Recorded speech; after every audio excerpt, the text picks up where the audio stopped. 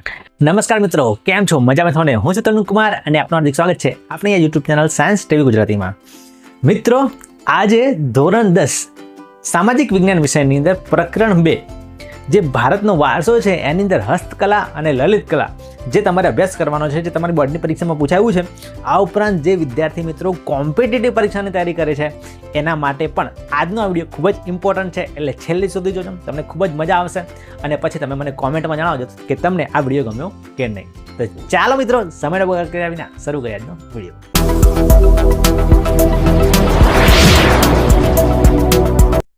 દોસ્તો, સૌથી પહેલા આપણે સમજીએ કે વારસો એટલે શું, વારસો કોને કહેવાય.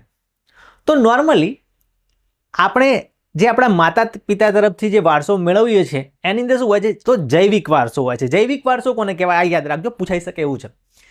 જૈવિક વારસો એટલે શું, તો કોઈ બાળક હોય એ બાળક એના માતા અને પિતા તરફથી જે શારીરિક લક્ષણો મેળવે અને માનસિક લક્ષણો મેળવે એને જૈવિક વારસો કહેવાય. બરાબર. શારીરિક વારસો એટલે કે આપણે આપણું શરીર, આપણા હાથ, આપણા પગ, આપણી આંખોનો રંગ, વાળનો રંગ, એ બધું જૈવિક વારસામાં આવશે. બરાબર. એ માતા પિતા તરફથી આપણને મળે છે. સિમ્પલ વસ્તુ છે કે આપણા ભારતના માતા પિતા એટલે ભારત દેશની અંદર જે લોકો છે, બરાબર, એ ગૌવર્ણા છે એટલે બાળક પણ ગૌવર્ણું આવે છે. એટલે આપણો સ્કિનનો જે કલર છે, બરાબર, એ બ્રાઉન છે. જ્યારે વેસ્ટ ઇન્ડિઝમાં જાઓ તમે તો વેસ્ટ ઇન્ડિઝની અંદર માતા પિતા કાળા કાળા હોય એટલે બાળકો પણ કાળા કાળા આવે. અમેરિકાની અંદર જાઓ એટલે અમેરિકાની અંદર મૂળ વતનીઓ નહીં, અથવા બ્રિટનમાં જાઓ તમે તો એની અંદર બ્રિટનની અંદર કે ત્યાંના જે લોકો છે ગોરા છે તો એમના સંતાનો પણ ગોરા આવશે. એ એમનો જૈવિક વારસો કહેવાય. બરાબર. તો એને જૈવિક વારસો કહેવાશે, જેની અંદર યાદ રાખજો બે વસ્તુ, એક શારીરિક લક્ષણો અને બીજા માનસિક લક્ષણો એ માતા પિતા તરફથી બાળકને મળે તો એને જૈવિક વારસો કહેવાય. સિમ્પલ બે વસ્તુ યાદ રાખજો, પહેલું કે માનસિક લક્ષણો અને જૈવિક શારીરિક લક્ષણો. ઓકે, બે વસ્તુ છે. ચલો પછી વાત કરીએ ભૌતિક વારસો કોને કહેવાય. ભૌતિક વારસો, બાપાની પ્રોપર્ટી. તો માતા પિતા તરફથી આપણને બાળકને જે ઘર હોય, જમીન હોય, રૂપિયા હોય, પૈસા હોય, દાગીના હોય, ઝવેરાત હોય, કોઈ ખજાનો હોય, એ તમને મળે તો એ ભૌતિક વારસામાં આવશે. એને ભૌતિક વારસો કહેવાય. બરાબર. એની અંદર સ્થાવર, બરાબર, અને જંગમ મિલકત આવે. બરાબર. સ્થાવર અને જંગમ મિલકત આવે કે જેને તમે મૂવેબલ ઇમૂવેબલ પ્રોપર્ટી આપણે કહીએ છીએ કે ભાઈ દાગીના હોય એટલે કે ઝવેરાત હોય, જ્વેલરી હોય, બરાબર, ઘર હોય, જમીન પ્લોટ હોય, જે પણ સંપત્તિ છે એ બધી આવશે એની અંદર, ભૌતિક વારસાની અંદર. બરાબર. હવે એ રીતે આપણે સમજવાનું છે સાંસ્કૃતિક વારસો. વોટ ઇઝ સાંસ્કૃતિક વારસો? તો માનવીએ પોતાની બુદ્ધિ, શક્તિ અને કલા કૌશલ્ય દ્વારા જેટલું સર્જન કરેલું છે, જે વસ્તુ સર્જન કરી છે એને કહેવાશે સાંસ્કૃતિક વારસો. ઇમ્પોર્ટન્ટ છે, બોર્ડની પરીક્ષામાં 1 માર્ક્સની અંદર વ્યાખ્યા પૂછાઈ જાય કે સાંસ્કૃતિક વારસો એટલે શું, તો તમને આવડવું જોઈએ. સિમ્પલ આ વ્યાખ્યા પૂછાયેલી છે પહેલા અને હવે પણ પૂછવાની શક્યતા છે. યાદ કરી લેજો, તૈયાર કરી લેજો કે માનવીએ પોતાની બુદ્ધિ, શક્તિ અને કલા કૌશલ્ય, જેવું તમારી અંદર સ્કિલ હોય એની સ્કિલની વાત છે. બરાબર. બુદ્ધિ, શક્તિ અને કલા કૌશલ્ય દ્વારા કંઈક નવું બનાવ્યું હોય, સર્જન કર્યું હોય તો એને કહેવાય સાંસ્કૃતિક વારસો. બરાબર. એમાં 3 વસ્તુ યાદ રાખવાની તમારે. શું? પહેલું બુદ્ધિ, બીજું શક્તિ અને એનાથી અને સ્કિલ, કલા કૌશલ્ય, સ્કિલ. તમારી અંદર શું સ્કિલ છે? બરાબર. કોઈને ચિત્ર મસ્ત દોરતા આવડતા હોય, બરાબર, કોઈને રંગોળી પૂરતા આવડતું હોય, કોઈને મસ્ત કપડાં સીવતા આવડતું હોય, એ તમારી સ્કિલ કહેવાય. બરાબર. તો એ સ્કિલ છે, એ સ્કિલ, બુદ્ધિ, શક્તિ અને સ્કિલથી કંઈ નવું સર્જન કરે માનવી તો એને સાંસ્કૃતિક વારસો કહેવાશે. શું કહેવાશે? સાંસ્કૃતિક વારસો કહેવાશે. યાદ રાખજો. ચલો હવે આગળ જોઈએ કે સાંસ્કૃતિક વારસાની વિશાળતા કેટલી છે. સાંસ્કૃતિક વારસાની અંદર ઘણી બધી વસ્તુ આવી જાય, પણ મુખ્ય તમારે આ વસ્તુ સમજવાની છે કે સાંસ્કૃતિક વારસાની અંદર પહેલું આવે પરંપરાઓ અને રીત રિવાજો. તમે જે સમાજની અંદર હોય, બરાબર, બધા જુદા જુદા સમાજની જુદી જુદી પરંપરાઓ હોય, જુદી જુદી માન્યતાઓ હોય, બરાબર, અને જુદા જુદા રીત રિવાજો હોય, એની વાત આવે. પરંપરાઓ અને રીત રિવાજો આવે સાંસ્કૃતિક વારસાની અંદર. બરાબર. એટલે એ પણ આપણે આપણા પેઢી દર પેઢી આપણને મળતો હોય છે, પરંપરાઓ મળતી હોય છે. બરાબર. બીજું કલા, ઉત્સવો અને મનોરંજન. વર્ષોથી આપણા દાદા પરદાદા એમનાથી આપણને એક આ પણ વારસો મળ્યો છે. શું? મેળાઓ હોય, બરાબર, મનોરંજનના જુદા જુદા સાધનો હોય કે ઉત્સવો હોય, બરાબર. હવે તમે જોતા હશો કે ભાઈ ધીમે ધીમે મેળાઓ ઓછા થતા જાય છે. એટલે જ્યારથી મોબાઈલનો જમાનો આવ્યો છે ત્યારથી પબ્લિક મોબાઈલમાં એટલી ખોવાઈ ગઈ છે ને કે હવે મેળાઓની અંદર તમે જાઓ તો મેળાઓમાં સંખ્યા બહુ ઓછી હોય, પબ્લિક ઓછી હોય, બરાબર, ઉત્સવમાં ઓછી હોય, બરાબર. એક નવરાત્રિ બધાને બહુ જ મજા આવે, બાકી કલા અને બધું ધીમે ધીમે ઓછું થઈ ગયું છે. ધીમે તમે જોશો કે મેળાઓની સંખ્યા પણ ધીમે ધીમે ઓછી થતી જાય છે. અમે નાના હતા ત્યારે તો એટલા મોબાઈલ નહોતો એટલે મેળાઓમાં જવાની મજા આવે, ચગડોળમાં બેસવાની મજા આવે, એટલું બધી મજા આવે ને ખાવા પીવાની જલસા કરવાની, બરાબર. પણ ધીમે ધીમે પબ્લિક મેળાઓ તરફ જતી ઓછી થઈ છે એટલે સાંસ્કૃતિક વારસો થોડોક નષ્ટ થઈ રહ્યો છે, બરાબર. ત્યારબાદ શિક્ષણ, ખેતી અને વેપાર એ પણ સાંસ્કૃતિક વારસામાં આવશે. શિક્ષણ, ખેતી અને વેપાર, બરાબર.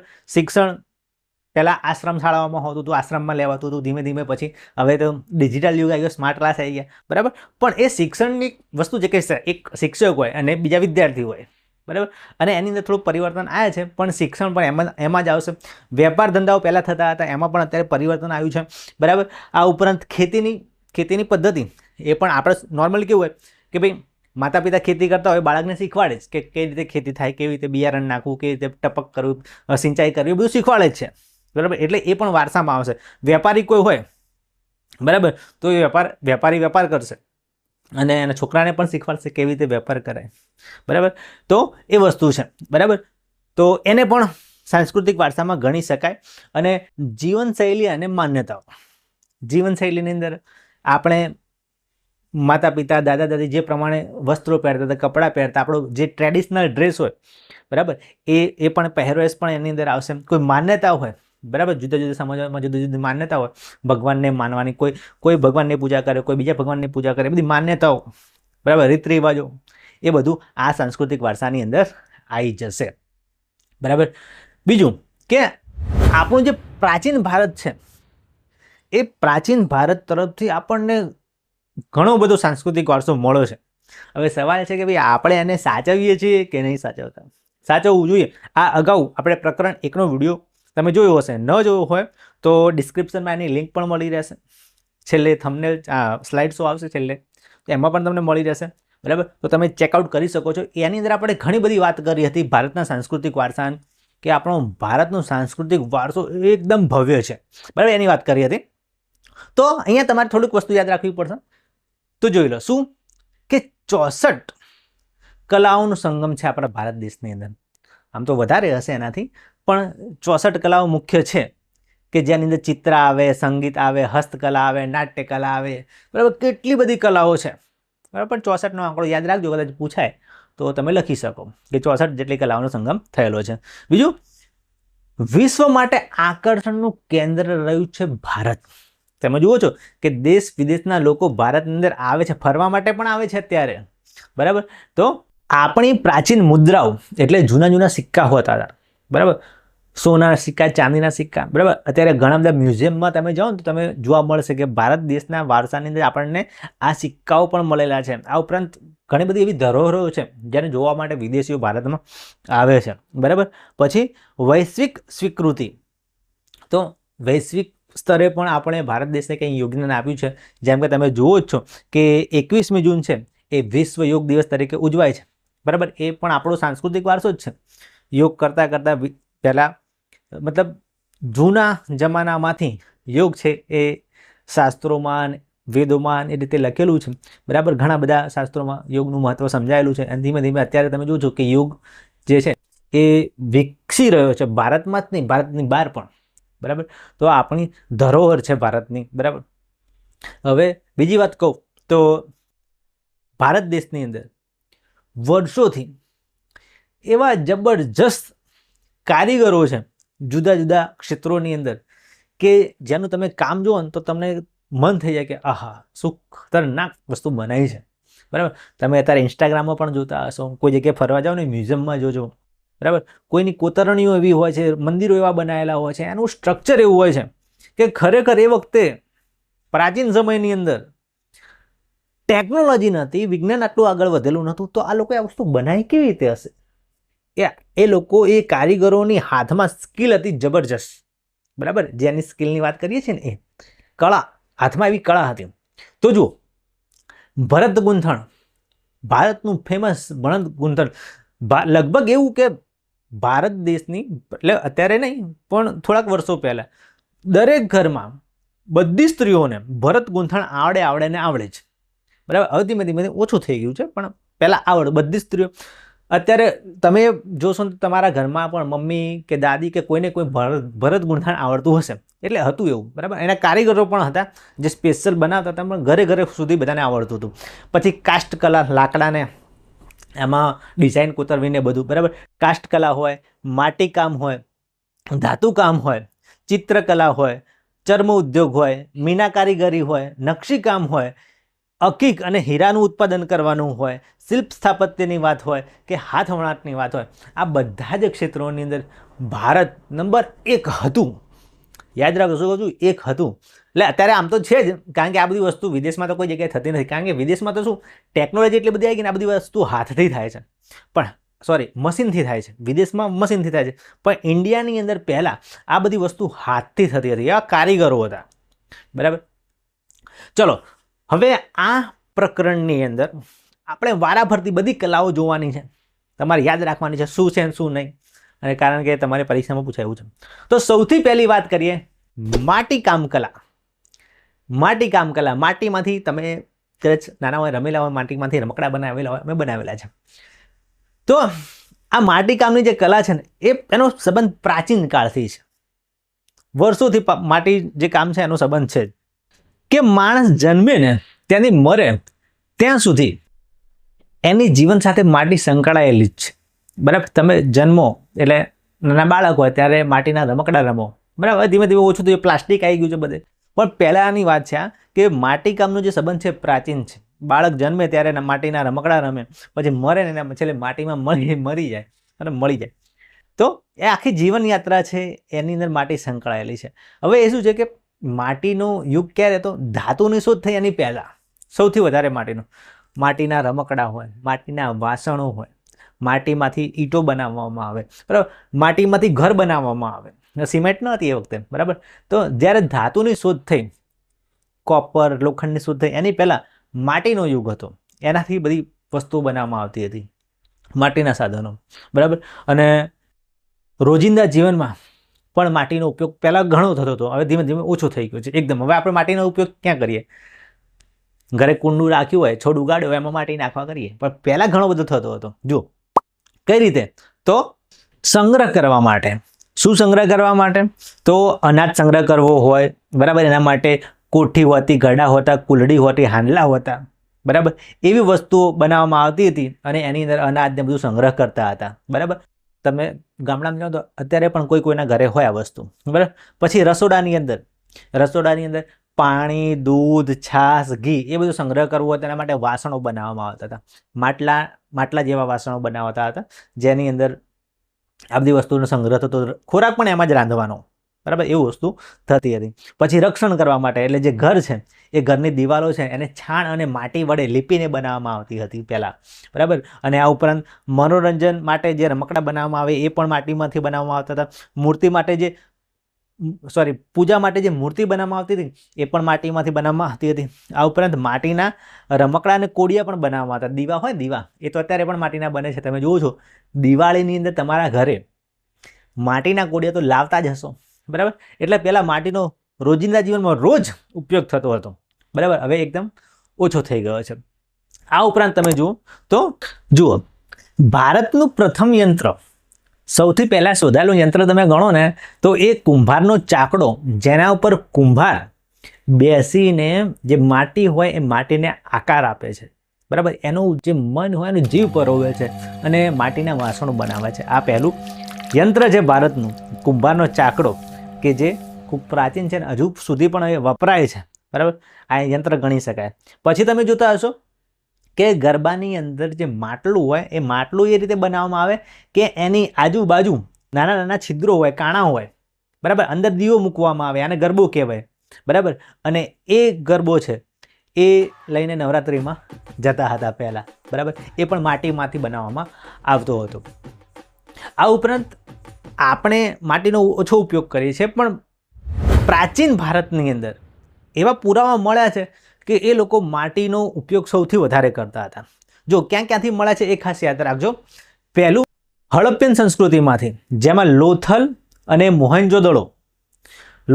મોહેન્જો-દારોમાંથી જે લાલ રંગના પવાલા, બરણી અને રકાબી હોય એવું મળેલું છે. યાદ રાખજો, લોથલ અને મોહેન્જો-દડો એના જે અવશેષો મળે એમાં હતું. બીજું દક્ષિણ ભારતનું યાદ રાખજો, નાગાર્જુનકોંડા. દક્ષિણ ભારતમાં નાગાર્જુનકોંડા છે, ત્યાંથી પણ જૂના વાસણોના જે અવશેષો હોય છે એ મળેલા છે. બરાબર. આ ઉપરાંત ગુજરાતમાંથી પણ મળેલા છે અવશેષો. એમાં યાદ રાખજો, ખાસ કરીને તમે મહેસાણા જિલ્લાની અંદર આવે છે લાંધણજ. બરાબર, લાંધણજ યાદ રાખજો, મહેસાણા જિલ્લામાં આવેલું છે. અને એમાંથી પણ વાસણના સાધનો, માટીના સાધનો એટલે માટીના વાસણો ત્યાંથી મળેલા છે, જેને પકવેલા સાધનો અને ટેરાકોટા કહેવાય, એ પણ યાદ રાખજો. તો 3 મેઇન વસ્તુ કે ભાઈ જૂના અવશેષો ક્યાંથી મળેલા છે, તો લોથલ, મોહેન્જો-દડો. આ ઉપરાંત દક્ષિણ ભારતની અંદર નાગાર્જુનકોંડા અને ગુજરાતની અંદર યાદ રાખજો લાંધણ, જે મહેસાણા જિલ્લામાં આવેલું છે. બરાબર, એમાંથી આ સાધનો મળેલા છે, એટલે અવશેષો મળેલા છે. તો દોસ્તો, તમે સમજી ગયા હશો કે ભારતનો સાંસ્કૃતિક વારસો કેવો હતો અને એની અંદર માટીકામ કેવી રીતે કરવામાં આવતું હતું, માટીકલા કેવી રીતે વિકસેલી હતી. બરાબર, એ રીતે તમારે સમજવાનું છે. હવે યાદ કેવી રીતે રાખવું, તો યાદ રાખવા માટે મસ્ત મુદ્દા બનાવેલા છે તમારા માટે. આ મુદ્દા તમારે લખવા હોય તો લખી લેજો, અથવા તો સ્ક્રીનશોટ લઈ લેજો. ઓકે, તો આ મુદ્દા તમારે લખવા તો લખી દેજો. બરાબર, સમજવાનું કેવી રીતે, જે તમે આગળ બતાવ્યું એ પ્રમાણે, અને લખવાનું કેવી રીતે, આ રીતે લખવાનું. બરાબર, ફરીથી તમે જોઈ લેજો કે પ્રાચીન કાળમાં જે ધાતુની શોધ ન હતી થઈ, બરાબર, ત્યારે માટીના સાધનો સૌથી વધારે વપરાતા હતા. વાસણો અને એમાંથી રમકડા બનાવવામાં આવતા હતા. આ ઉપરાંત કુંભારનો ચાકડો, એની તો વાત કરવી જ પડે જો માટીકામ પૂછાય તો. કુંભારનો ચાકડો છે પહેલું ભારતનું યંત્ર આપણે ગણી શકીએ પૈડાની શોધ થયા પછી. બરાબર, અને એના અવશેષો ક્યાંથી મળી આવે છે, તો દક્ષિણ ભારતની અંદર નાગાર્જુનકોંડામાંથી, ગુજરાતના લાંધણ, મહેસાણામાંથી પણ મળેલા છે. બરાબર, અને લોથલ, મોહેન્જો-દડો, બરાબર, ત્યાં અને હડપ્પાની જે સંસ્કૃતિ છે તેમાંથી મળી આવેલા છે. તો આ મુદ્દા છે એ તમે ખાસ જોઈ લો. આટલા મુદ્દા, જો માટીકામ પૂછાય તો આટલા મુદ્દા તમારે લખવાના. ચાલો દોસ્તો, હવે વાત કરીએ વણાટ કલાની. જો વણાટ કલા, તો એને કાંતણ કલા પણ કહેવામાં આવે છે. અને આ જે વસ્તુ છે ને, એની શરૂઆત ગાંધીજીએ કરી હતી ભારત દેશની અંદર. તો જો એમાં શું કે આ રીતે રેટીઓ હોય, રેટિયાની અંદર જે રૂની પૂણી હોય, કપાસની રૂની જે પૂણી હોય, એમાંથી એને કાંતવામાં આવે, એનો દોરો આ રીતે લપેટવામાં આવે. તમે જોયેલું હશે કે ગાંધીજીનો જે ચરખો હતો, ચરખા ઉપર કે રેંટિયા ઉપર એ બેઠા બેઠા આ રીતે જે રૂની પૂણી હોય એમાંથી એનો દોરો બનાવતા હતા, સૂતરનો દોરો બનાવતા હતા. પછી એમાંથી ખાદીનું કાપડ બનાવવામાં આવતું હતું. એટલે રૂની પૂણીમાંથી આ રીતે ગાંધીજી છે એ આ વસ્તુ કરતા હતા. અને એનાથી જ ભારત દેશની અંદર સૌથી પહેલાં સ્વાવલંબનની પ્રક્રિયા શરૂ થઈ. એટલે આપણે કહીએ છીએ આત્મનિર્ભર ભારત, તો આત્મનિર્ભર ભારતની શરૂઆત જ ગાંધીજીએ કરી હતી. બરાબર, આ રીતે જાતે પોતે ગૃહ ઉદ્યોગ કરીને સ્વદેશી, એમ કહેતા કે સ્વદેશી વસ્તુ વાપરો, એ સૌથી પહેલાં મહાત્મા ગાંધીએ શરૂઆત કરી હતી. અને એમાં આ વસ્તુ પહેલી હતી કે રેટિયા ઉપર સૂતર કાંતતા હતા. બરાબર, રૂની પૂણીમાંથી. બરાબર, એ જે સૂતરનો દોરો હોય એ બનાવતા, પછી એ કાપડ માટે વાપરતો હતો. બરાબર, એટલે એને આઝાદીનો દોરો પણ કહેવામાં આવતો હતો. હવે જુઓ, હવે કહેવાય છે ને કે ભાઈ ભારત દેશ એ વખતે એટલો સમૃદ્ધ, એટલો વિકસિત હતો ને કે ભારત દેશના કારીગરોની હાથની અંદર જાદુ હતું હતું. આપણે માની ના શકીએ એવી વસ્તુ એ કરી શકતા હતા. એમ કહેતા હતા કે ઢાકાનું જે મલમલનું જે કાપડ હોય, જે મલમલનો તાકો હોય ને, એ આખો તાકો એક માચીસની પેટીની અંદર સમાઈ જતો હતો. બરાબર, દિવાસળીની પેટીની અંદર સમાઈ જાય એટલો પાતળો એ લોકો તાકો બનાવી શકતા હતા કાપડનું. આપણે તો માની જ ન શકીએ કે આવું શક્ય હશે. આ ઉપરાંત એ આખી સાડી એવી પતળી બનાવતા. કહેવાય છે, આપણે 100% આનું વિશ્વસનીયતા ચેક નથી કરી કે સાચું તો ખોટું, પણ એવું કહેવાય છે કે એમનું કાપડ એવું સિલ્કી, એટલું પતળું હતું. અમુક વસ્તુઓ જ્યારે બનાવવાનું મતલબ કલાની વાત કરવામાં આવે તો આખી એક વીંટી હોય, વીંટીમાંથી આખી સાડી પસાર થઈ જાય. બરાબર, એક નાનકડી વીંટીમાંથી એવું એ કાપડ બનાવી શકતા હતા. એમની અંદર એવી સ્કિલ હતી. બરાબર. નાની દિવાસળીની પેટીની અંદર આખો તાકો સમય જાય, આખી સાડી વીંટીમાંથી પસાર થઈ જાય એવા કુશળ કારીગરો હતા ભારત દેશ પાસે, યાદ રાખજો. બરાબર, આવું કહેવામાં આવે છે. આ ઉપરાંત આ વસ્તુ તો તમે જાણતા જ હશો કે ભારત દેશના જે ગાલીચા છે, ગાલીચા એ એટલા પ્રખ્યાત છે, એમનું વણાટકામ, બરાબર, વિશ્વભરની અંદર ગાલીચા ભારતના પ્રખ્યાત છે. આ રીતના હોય એને ગાલીચા કહેવામાં આવે છે. એમાં આકર્ષક રંગો હોય, ભૌમિતિક ડિઝાઇન હોય, ભાત હોય એની અંદર, બરાબર. એ ભારત દેશની અંદર બનાવવામાં આવે છે, હજુ પણ બનાવવામાં આવે છે, બરાબર. આ ભારત દેશનો સાંસ્કૃતિક વારસો છે, આ એની કલા છે, બરાબર.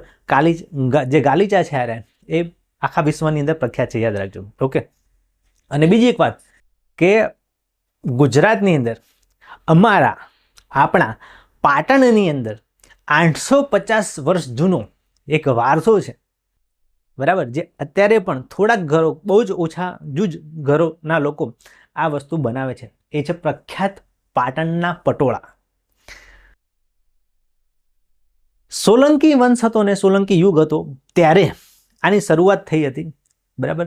જે સાળવીઓ હતા એ પાટણ આવ્યા હતા, બરાબર. સુવર્ણકાળ હતો એ વખતે. એ પાટણમાં આવીને એમને આ જે સાળવી કામ શરૂ કર્યું હતું, બરાબર. અને એની અંદર પાટણના એ પટોળા બનાવતા હતા, બહુ જ ફેમસ થઈ ગયા હતા, એની ડિઝાઇન ને બધું, બરાબર. એટલે પાટણના પટોળા બહુ જ ફેમસ હતા, બહુ જ મોંઘા પણ હોય છે, બરાબર. અત્યારે પણ થોડાક ઘરના લોકો બનાવે છે, બરાબર. હવે એ જે પાટણના પટોળા છે એની ખાસિયત છે, યાદ રાખજો, પરીક્ષામાં પૂછાઈ શકે એવી છે, બેવડ ઇક્ત. બેવડ ઇક્તનો મતલબ શું? બેવડ ઇક્તનો મતલબ એમ થાય છે કે આ ડિઝાઇન એવી હોય ને કે કાપડની એક બાજુ અને પાછળની બાજુ સેમ જ હોય, તમને ક્યાંય ફરક જ ના પડે કે ઊંધું કયું અને સીધું કયું. બંને ડિઝાઇન, બંને જે છાપ છે ને એ સેમ જ હોય. ઊંધી કરો તો તમને સેમ જ લાગે. એટલે આ કાપડને ઊંધું કરીને પહેરો કે સીધું કરીને પહેરો કોઈ મતલબ નહીં, બંને સેમ જ, બરાબર.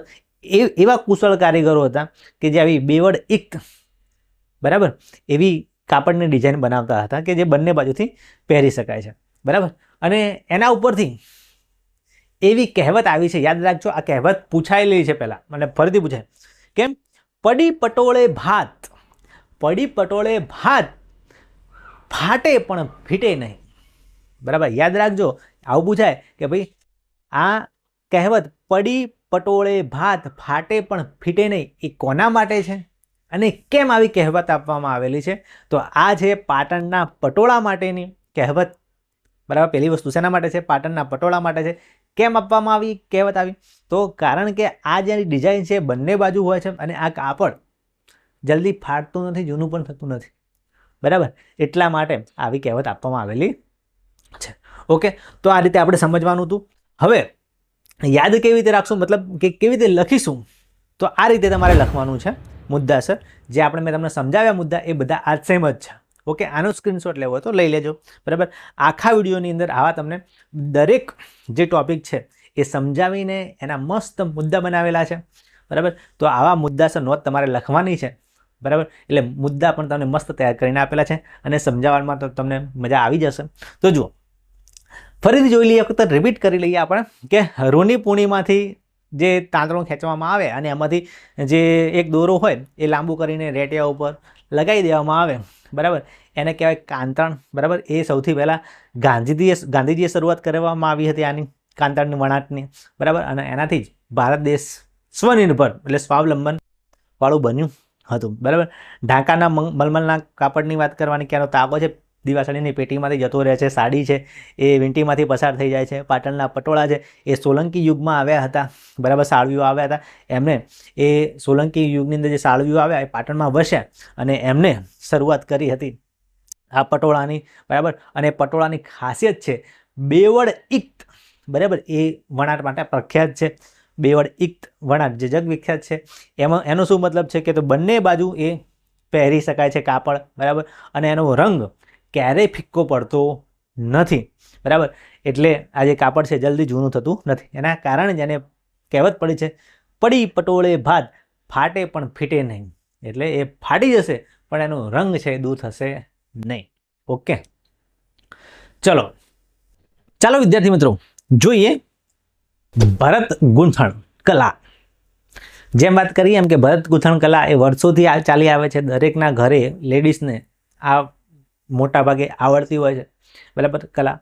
હવે સૌથી પહેલાં વાત કરીએ તો આ જે ભરત ગૂંથણની કલા છે એ બહુ જ પ્રાચીન છે, બરાબર. એના અવશેષો હડપ્પા અને મોહેંજો-દડોમાંથી જે મૂર્તિઓ મળી છે, એના જે કપડાં હતા એ કપડાં ઉપર પણ આની છાપ છે, વસ્ત્રો ઉપર, કે આ રીતની ડિઝાઇન બનાવવામાં આવતી હતી. એટલે ભરત ગૂંથણ મોહેંજો-દડો અને હડપ્પાના સમયનું છે, બહુ જ પ્રાચીન છે, બરાબર.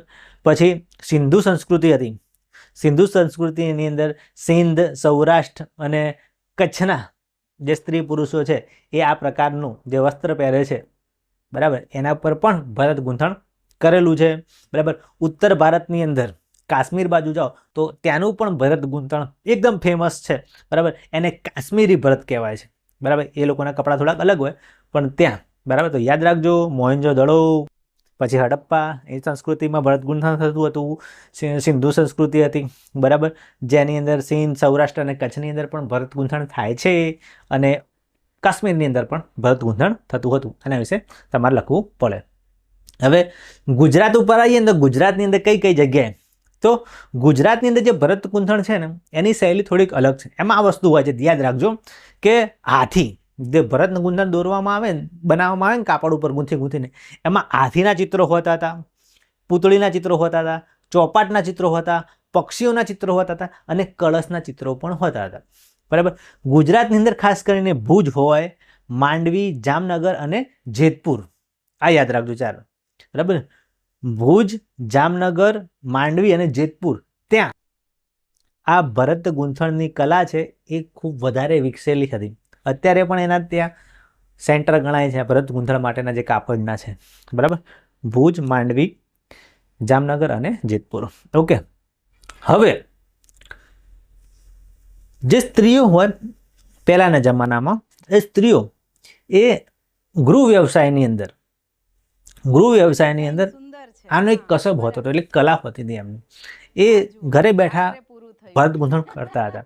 અત્યારે પણ ઘણી સ્ત્રીઓ કરતી હોય છે, એમને મજા આવે આ વસ્તુ કરવાની, બરાબર. એ લોકો શું શું બનાવતા હતા, તો તોરણ બનાવે, દરવાજાની અંદર તોરણ બનાવે, ભરત ગૂંથણથી બનાવે, બરાબર. ચાકડા બનાવે, કેડિયા જે પુરુષો પહેરે, સ્ત્રીઓ પણ પહેરે, કેડિયા, બરાબર. એ કેડિયાની અંદર પણ ભરત ગૂંથણ અળવવા, જે તમે નવરાત્રિમાં જોતા હશો, એ કેડિયા હોય છે જે પુરુષો ખાસ કરીને પહેરે છે, એ કેડિયા ઉપર પણ ભરત ગૂંથણ થયેલું હોય છે. પછી ઓછાડ અને તકિયા, એના પર ભરત ગૂંથણ કરતી હતી સ્ત્રીઓ, બરાબર. તો ઘરે જેટલી પણ તમે પ્રાચીન વસ્તુ જુઓ ને તો એમાં આવું ભરત ગૂંથણ થતું હતું, બરાબર. હવે આમાં એક ખાસ વાત તમારે યાદ રાખવાની છે કે કચ્છની અંદર બંને વિસ્તારની અંદર જત નામની કોમ છે, માણસો છે, જત કોમના. એ જત કોમના જે માણસો છે એમની ભરત કલા છે એ ખૂબ જ આગવી છે ને વિશેષ, બરાબર, બહુ ફેમસ છે. એ યાદ રાખજો, પૂછાઈ શકે તો કે ભાઈ કચ્છની અંદર જે જત કોમના માણસો છે એમની જોડે વિશેષ કલા કઈ છે, તો ભરત ગૂંથણની. યાદ રાખજો, જત કોમ ક્યાંની, કચ્છની. ઓકે. તો હવે મુદ્દા કયા લખવાના જોઈ લો. તો હડપ્પા, મોહેંજો-દડોમાંથીના અવશેષો મળે છે, મૂર્તિઓ ઉપર કપડાં મળે છે, એના ઉપર ભરત ગૂંથણ હોતું હતું આ રીતનું, બરાબર. સિંધ, સૌરાષ્ટ્ર, કચ્છના સ્ત્રી પુરુષો જે કપડાં પહેરે છે પ્રાચીન સમયનો, અત્યારે બધી જગ્યાએ પેન્ટ શર્ટ આવી ગયા છે, તો એ જે પ્રાચીન સમયના જે કપડાં પહેરતા હતા એમાં પણ ભરતકામ કરેલું હોતું હતું, ભરત ગૂંથણ કરેલું હોતું હતું. કાશ્મીરની અંદર પણ ત્યાંના લોકો ભરતકામ કરતા હતા. એ ખાસ યાદ રાખજો, કાશ્મીરી ભરત તરીકે ઓળખાય છે, કાશ્મીરી ભરત તરીકે. ઓકે, કાશ્મીરના લોકો જે કરે. પછી ગુજરાતની અંદર વાત કરીએ આપણે કે ગુજરાતની અંદર જામનગર, જેતપુર, ભુજ અને માંડવી વિસ્તારની અંદર, બરાબર, આ જે પરંપરા છે એ છે ભરત ગૂંથણવાળી. અને એના ઉપરથી બાંધણી શબ્દ યાદ રાખજો, બાંધણીવાળી સાડીઓ, બાંધણીવાળા દુપટ્ટા, બરાબર. બાંધણી કહેવામાં આવે એ વસ્તુ ત્યાં મળે છે, માંડવીમાં, કચ્છમાં, ભુજમાં મળે છે, બરાબર. એવા વસ્ત્રો કોઈને લેવા હોય તમારી બેન, મમ્મી કે કોઈને, તો આ જગ્યાએ જજો, માંડવીમાં ખાસ મળે છે. એટલે કોઈ વખત કચ્છની મુલાકાત લો, કચ્છ માંડવીની, બરાબર, ભુજ, તો ત્યાં બાંધણીવાળા કાપડ ખૂબ સરસ મળે છે, એટલે લાવો તો લાવજો. એમાં શું હોય તો હાથી, પૂતળી, ચોપાટ, પક્ષીઓ અને કળશ એવી ડિઝાઇનો અંદર બનાવેલી હોય છે. કચ્છ અને સૌરાષ્ટ્રના જુદા જુદા લોકો ત્યાં ગૃહ ઉદ્યોગ કરે છે, બરાબર. ચંદરવા, ખાસ તોરણ, ચાકડા, ઓછાડ, તકિયા, પારણા, બરાબર, એ ભરતકામ માટે જાણીતું છે. ઓકે. પછી છેલ્લે વાત કરીએ એમ કે કચ્છની અંદર જતકોમ છે, એ જતકોમ છે, એ જતકોમ ખાસ ભરતકલામાં માહિર છે. ઓકે. ચલો દોસ્તો, હવે જોઈએ ચર્મ ઉદ્યોગ. તો ચામડાનો ઉદ્યોગ, પ્રાચીન પ્રક્રિયા અને એનો ઉપયોગ જોઈએ. પહેલાં તો મોટાભાગે ચર્મ ઉદ્યોગ એટલે ચામડા ઉદ્યોગ ક્યારે થતો? તો આપણે જાણીએ છીએ કે ભારત દેશ હતો એ અત્યારે પણ પશુપાલન ઉપર આધાર રાખે છે. બરાબર. પશુપાલન તો છે જ, એટલે પ્રાણીઓ હોય, ગાય હોય, ભેંસ હોય, બરાબર. તો એ જે પ્રાણીઓ કોઈ વખત મરી જાય, મૃત થાય, એટલે પછી એના ચામડાનો ઉપયોગ કરવામાં આવતો. એનું ચામડું, પ્રાણીઓ મરી જાય એટલે ચામડું કાઢવામાં આવતું, બરાબર, અને એને ચામડું કમાવાની પ્રક્રિયા કહેવામાં આવતી હતી. યાદ રાખજો. બરાબર. ભારત દેશના ઘણા લોકો, બરાબર, એ પ્રાણીઓ મરી જાય એટલે એમનું ચામડું ખેંચીને, એનું ચામડું કાઢીને પછી એને કમાવામાં આવતું. એટલે મતલબ એને સૂકવીને પછી એને બનાવવામાં આવતું, પછી એમાં જુદી જુદી વસ્તુ બનતી હતી. એને ચર્મ ઉદ્યોગ કહેવામાં આવે છે. બરાબર. તો એમાંથી શું શું બનાવવામાં આવતું? તો જુઓ, ખેતી અને પાણી માટેના જે એ વખતે તો એટલા ધાતુની શોધ નથી થયેલી, એટલે ખેતી અને માટીમાં ચામડાનો ખાસ ઉપયોગ થતો હતો. કેવી રીતે થતો હતો સમજી લેજો. તો આ રીતે પાણી ભરવાનું જે પાત્ર આવે ને, એમાં પાણી ભરવામાં આવતું, એ મશક કહેવાય. એ ચામડાનું બનાવેલું હોય. બરાબર. ચામડાની બનાવેલી મશકની અંદર પાણી ભરવામાં આવતું હતું અને લોકો લઈ જતા હતા, જ્યારે તરસ લાગે એટલે પી લેતા હતા એમાંથી. બરાબર. એટલે આ રીતે મશક બનાવવામાં આવતી હતી. બરાબર. કૂવામાંથી પાણી કાઢવા માટે હોય, બરાબર, એને કોસ કહેવામાં આવતો હતો. એ પણ આ રીતે ચામડાથી બનાવવામાં આવતો હતો. પછી એ પાણી ભરવા માટેની જે થેલી જેવી હોય રચના, બરાબર, કોથળી જેવી, અત્યારે જે પ્લાસ્ટિકની કોથળી હોય એની જેમ ચામડાની બનાવેલી થેલી, જેમાં પાણી રહે અને ઉપર એનું દોરી બાંધેલી હોય અથવા તો કંઈ ઢાંકણા જેવું લગાવેલું હોય, અને પછી એ ચામડાની મશકમાંથી પાણી પીતા હતા. એટલે એ ચામડું હતું. બરાબર. એમ ના થાય કે ભાઈ ચામડાની અંદર પાણી કોણ પીવે, બરાબર, પણ એને પ્રોસેસ કરેલું હોય ચામડું, પછી એ કંઈ પ્રોબ્લેમ ના થાય, બરાબર, એ તે બનાવેલું હોય. બરાબર. એટલે ચામડાથી બનાવેલું કોષ અને મશક છે એ પાણી ભરવા માટે કામ આવતા હતા. આવા હોતા હતા. જો બીજું, એની જે કારીગરી હતી, બરાબર, કેવી કારીગરી? તો લુહાર હોય, લુહારની ભઠ્ઠીની અંદર ધમણ બનાવે. ધમણ જે ભઠ્ઠી હોય ને ચલાવવા માટે ધમણ બનાવવામાં આવે. એ ધમણ જે હોય એ ધમણની અંદર પણ આ જે છે એ ધમણ છે, એનાથી જ આ જે આગની ભઠ્ઠી હોય એ ચાલુ રહે. એ ધમણ બનાવવા માટે પણ ચામડાનો ઉપયોગ થતો હતો. બરાબર. એ જે ધમણ છે એને આમ દબાવે, બરાબર, દબાવવાથી જે આગ છે એ સળગતી રહે, એને ધમણ કહેવાય. બરાબર. અને એ ધમણ બનાવવાની અંદર તમે જોઈ શકો છો ધમણ કેવું છે.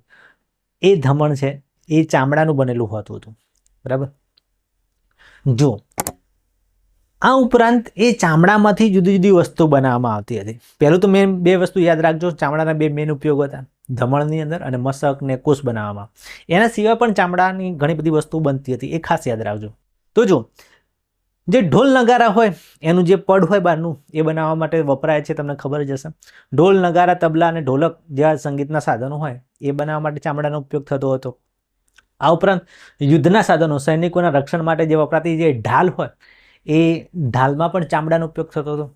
આ ઉપરાંત ઘણા પહેલાંના જે યોદ્ધાઓ હતા એ જે યુદ્ધ કરવા માટેનું જે કપડું પહેરે એમાં પણ ચામડાનો ઉપયોગ થતો હતો.